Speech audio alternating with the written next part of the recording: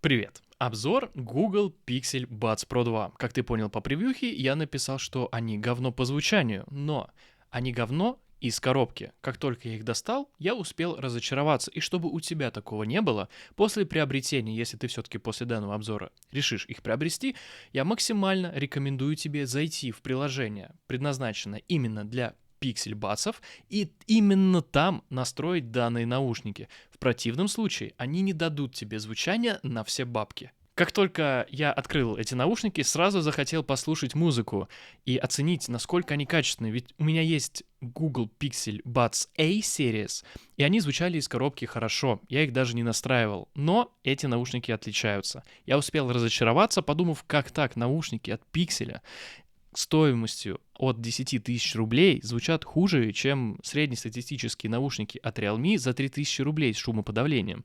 И я понял, что-то тут не так. Я копался примерно день и, собственно, нашел, что тому всему виной было настройки звука в приложении. Теперь, когда ты знаешь, что моя превьюха не кликбейт, переходим к самому интересному. Что же нас интересует в наушниках? Наверняка качество звучания.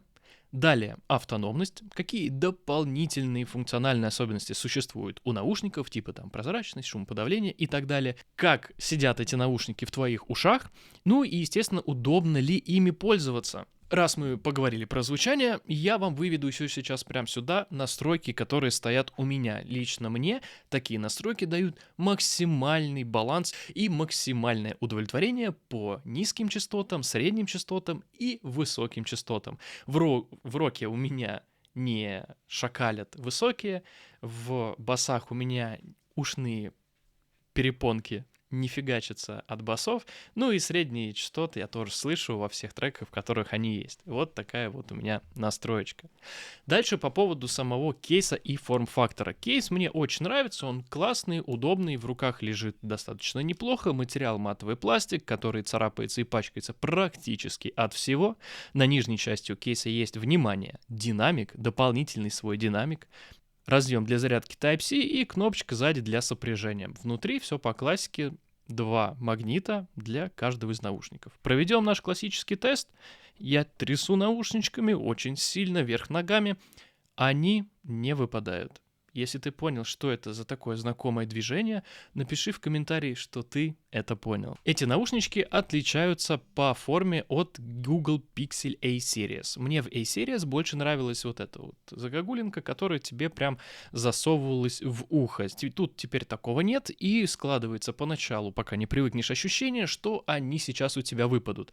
Однако вот эта вот ножка, она довольно-таки твердая. Если у вас наушники начнут выпадать из уха, то она предотвратит их выпадение, потому что она зацепится за вашу ушную раковину. Поэтому по своей функциональности они остались такими же. По ощущениям кажется, что чуть хуже, но это все обманчивое ощущение и дело привычки. Также есть великолепная какая-то опция, которая называется у презентации в Гугле «Крути, чтобы тебе было удобно», типа выше и ниже.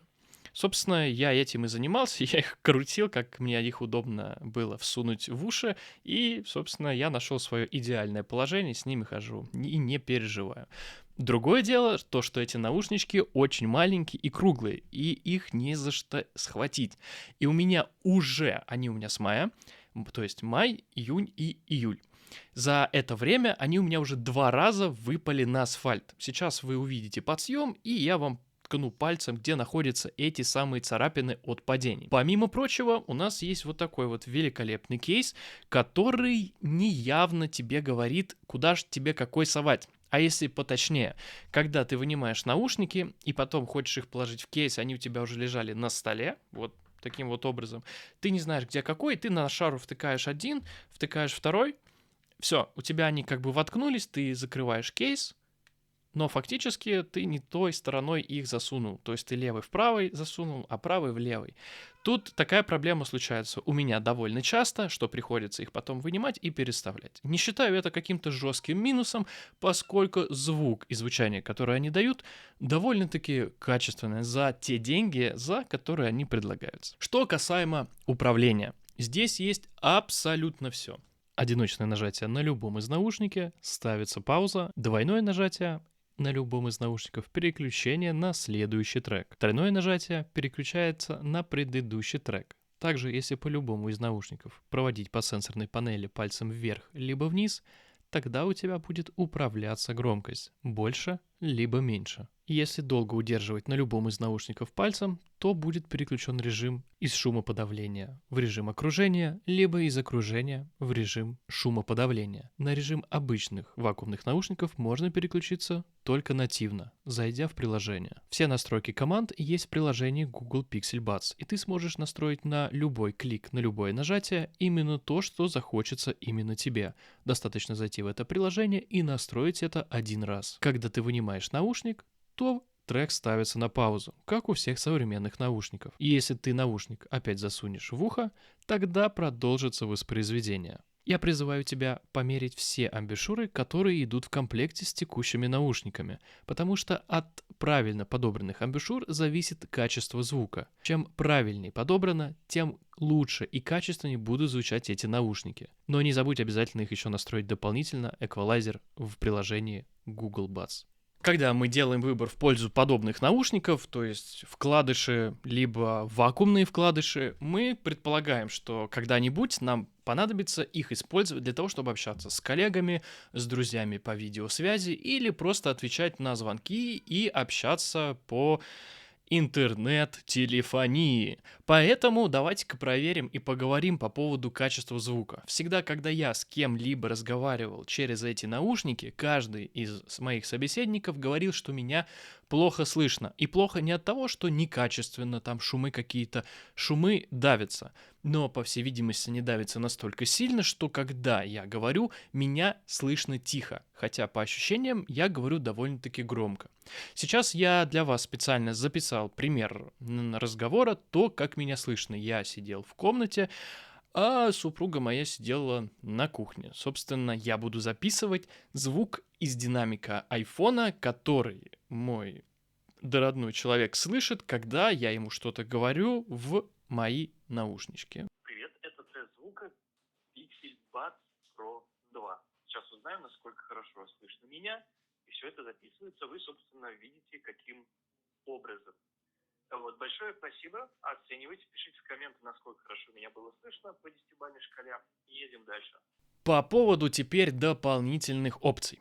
Здесь есть шум подавления, режим окружения и обычный режим вакуумных наушников. И в этих наушниках он реализован просто великолепно. Когда ты включаешь режим прозрачности, ты все слышишь прям в тот же момент, когда это и происходит. Потому что тут шумоподавление, кстати, работает с любым одним наушником. Если у тебя один правый, то у тебя будет на одном правом работать шумоподавление. И не важно, что второй наушник отсутствует. То же самое с режимом окружения. Он тоже работает, если один наушник воткнут. И таким образом я проверил. Воткнув один наушник в одно ухо, включил режим окружения и левым просто слушал окружающие звуки. И там было все одинаково быстро. Поэтому режим окружения я оцениваю на 10 из 10. Также режим шумоподавления. Я ездил очень часто на метро, потому что сейчас у меня есть проект «Делаю машину из смартфонов», где я стараюсь максимально сэкономить на дороге, если я еду за какой-то классной штукой для перепродажи. В общем, кому интересен проект «Делаю машину из смартфона», это типа «Коплю на Феррари», вот переходи по ссылочке вот тут или вот тут, все время забываю, вот тут, по ссылочке вот в этой, и можешь посмотреть серию этих видеороликов. Так вот, в этом же метро я и смог протестировать в старых вагонах шумоподавление. Это ни в какое сравнение, к огромному сожалению, не идет даже с моими Sony 1000-ми. Это 4-е поколение. Оно и понятно, здесь просто еще и сам форм-фактор наушников позволяет скорректировать больше и задавить больше шума, нежели в подобных наушниках. Поэтому в сравнении с AirPods Pro 1-го поколения мне показалось, уровень тот же. Как будто бы это хорошо, но как по мне, это плохо по той причине, что наушники AirPods Pro выходили в далеком 2019 году. И за это время компания Google не смогла улучшить качество шумоподавления, которое могут дать наушники 5 лет назад. Касаемо автономности. Автономность примерно такая же, как заявляет производитель. Я скажу честно, я не сидел секундомером и не засекал время. Я ими пользуюсь, когда хожу гулять с собакой, когда хожу куда-нибудь там в спортзал, чтобы не портить себе свою великолепную прическу своими наголовными наушниками, я ношу вот эти наушники.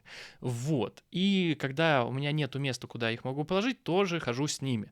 И в таком вот режиме мне хватало их примерно на 5 часов воспроизведения, а самого кейса, наверное, хватало раза на 3-4. Но лучше не опирайтесь на вот то, что я сейчас говорю, потому что это не прям железобетонная информация. Их хватало ровно настолько, чтобы я не парился и пользовался ими все время. То есть каждый раз, когда они мне нужны были, в них был заряд, и они мне давали возможность послушать музыку. Вот так. Что же мы имеем в сухом остатке? Готов ли я рекомендовать эти наушники? Я готов их рекомендовать, если они вам выйдут примерно в 10-12 тысяч рублей.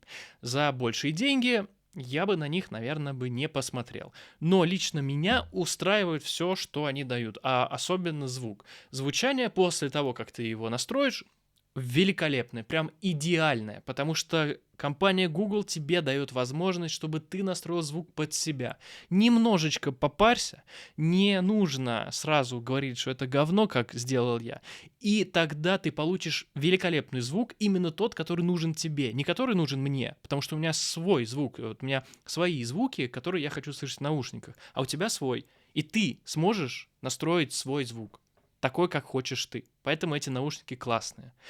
Режим шумоподавления средненький, режим окружения 10 из 10, как я говорил, автономность нормальная, кейс удобный, есть дополнительный бесполезный динамик. Сам форм-фактор мне нравится, что они маленькие, но единственное, что не нравится в этом форм-факторе, что ты можешь промахнуться и перепутать, когда их кладешь в кейс. По сути, я бы поставил этим наушникам 8 из 10, потому что 2 балла они теряют из-за не очень великолепного шумоподавления и самого кейса с форм-фактором самих наушников, потому что они вместе как будто бы не могут существовать. Спасибо большое за просмотр данного видеоролика, дорогой друг. Как всегда, с вами был Павел. До новых встреч. Пока-пока.